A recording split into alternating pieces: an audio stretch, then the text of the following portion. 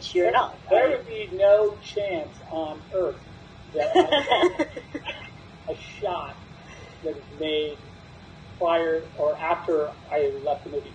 There would be no. I would destroy the movie. I would set it on fire before I would use a single frame that I did not photograph. That is a fucking hard fact. So JusticeCon, the online community organized event dedicated to Zack Snyder's Justice League, wrapped up its first day, and it was pretty eventful. And this was a really nice event. It was obviously done to raise money for the American Suicide Prevention Foundation, which obviously the Release the Snyder Cut community has already raised a lot of money for, and this all served as this really nice reminder of how a community can come together and do something really wonderful.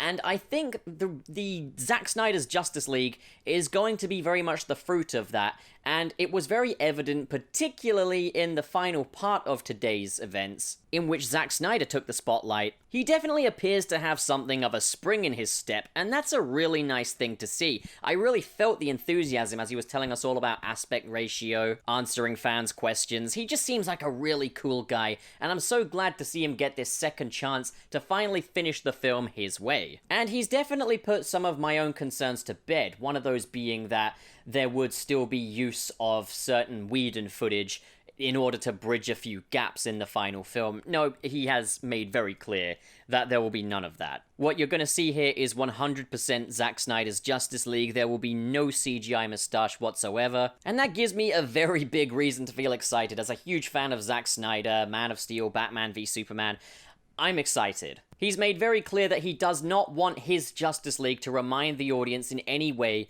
of the theatrical release that we got. This is going to be a completely different film. We already know that approximately 80% of his film was reshot the first time around, that the original score by Junkie XL was thrown out in favor of Danny Elfman's. What we now know is that, yes, Junkie XL will be returning to score. It's not finished yet, but he's working very hard on it, and that the film will be restored to its original 3-hour and 30-minute approximate runtime. Steppenwolf's design is also getting a massive overhaul. He's getting more the hulking design that we saw at the end of Batman v Superman Dawn of Justice Ultimate Edition, which should serve as kind of a remedy for that uncanny valley look that Uncle Steppy had in Joss Whedon's Justice League, making for a much more formidable foe. But another thing that was very exciting to see was that Zack Snyder brought a clip with him from his cut of Justice League. Now, this is a clip that we have seen before on the DVD and Blu-ray in the deleted scenes of the original theatrical release of Justice League. My god, this is a mouthful of a video to make. But there is something very different about it in that Superman rocks up not in his iconic red and blue suit, but instead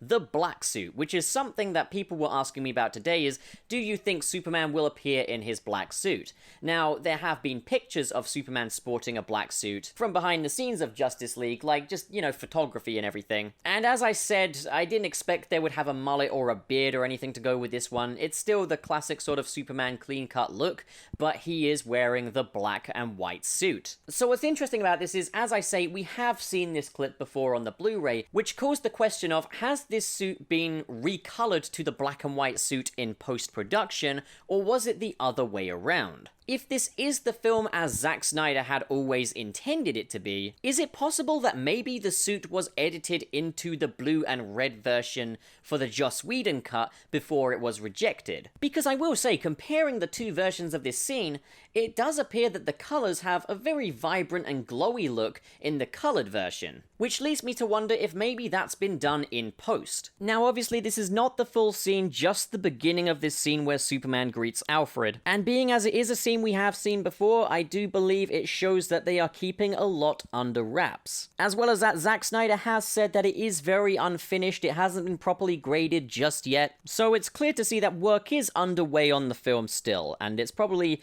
not near to completion just yet, which is fine because the film releases in 2021 and we've still got a good few months left of 2020. Fingers crossed they go quick because fuck me, what a shit show this year has been. And not to mention, I just simply can't wait for Zack Snyder's Justice League. So we also had panels with Jay Oliver, Ray Fisher, and Ray Porter. who were all still very secretive. There's a lot of secrecy about Zack Snyder's Justice League. Even to the point that Ray Porter couldn't tell us what his Darkseid voice would sound like. So while we have seen Justice League in theaters, it's crazy how much mystery shrouds this Justice League movie. Makes me wonder, what kind of weird, bizarro world did we enter? Even so, I'm happy to be here. And there was also the panel with Ink to the People flouting the new Justice League merch, with proceeds going to the American Suicide Prevention Fund. So aside from a few technical hitches, I would say today went really smoothly and was an exciting con to be a part of. In spite of otherwise San Diego Comic-Con's Comic-Con at Home being pretty uneventful this year so far.